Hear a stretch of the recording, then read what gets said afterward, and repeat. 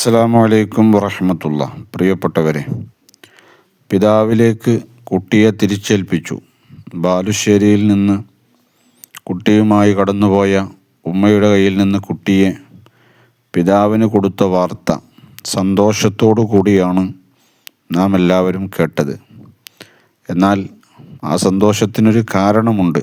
മറ്റൊന്നുമല്ല, ആ കുട്ടി സ്വന്തം രക്തത്തിൽ പിറന്ന കുട്ടികളെ നോക്കാൻ പറ്റാത്ത ഒരുത്തൻ്റെ കൂടെ എങ്ങനെ ജീവിക്കുമെന്ന ഒരു ചോദ്യം ഉയർന്നിരുന്നു. ഒരിക്കലും സ്വന്തം രക്തത്തിൽ പിറന്ന കുട്ടികളെ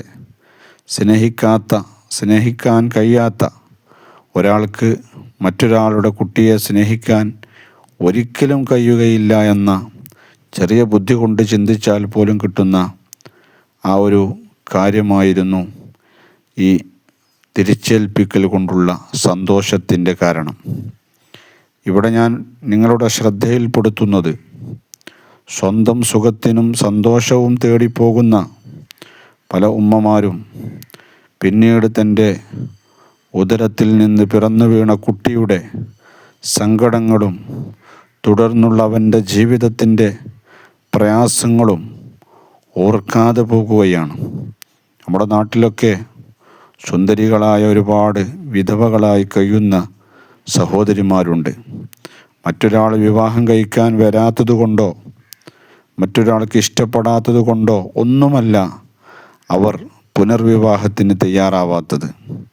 തൻ്റെ ഉദരത്തിൽ നിന്ന് വീണ കുഞ്ഞിനെ, ആ കുഞ്ഞിൻ്റെ സംരക്ഷണം താൻ വിധവയായി കഴിഞ്ഞാലും തൻ്റെ ഭർത്താവിൻ്റെ വേർപാടുകൊണ്ട് ഞാൻ എന്തു തന്നെ സഹിച്ചാലും മറ്റൊരാളുടെ ഭാര്യയായി ഞാൻ ജീവിക്കുമ്പോൾ അതെൻ്റെ കുഞ്ഞിനെ നിസാരമായി എങ്കിലും ബാധിക്കുമോ എന്ന ഭയമാണ് പല ഉമ്മമാരെയും സുന്ദരികളായിട്ടും ഒരുപാട് കല്യാണാലോചനകൾ വന്നിട്ടും അതിനൊന്നും തയ്യാറാവാതെ മക്കളെ ചേർത്ത് പിടിച്ചുകൊണ്ടുള്ള ജീവിതത്തിന് അവരെ പ്രേരിപ്പിക്കുന്നത്.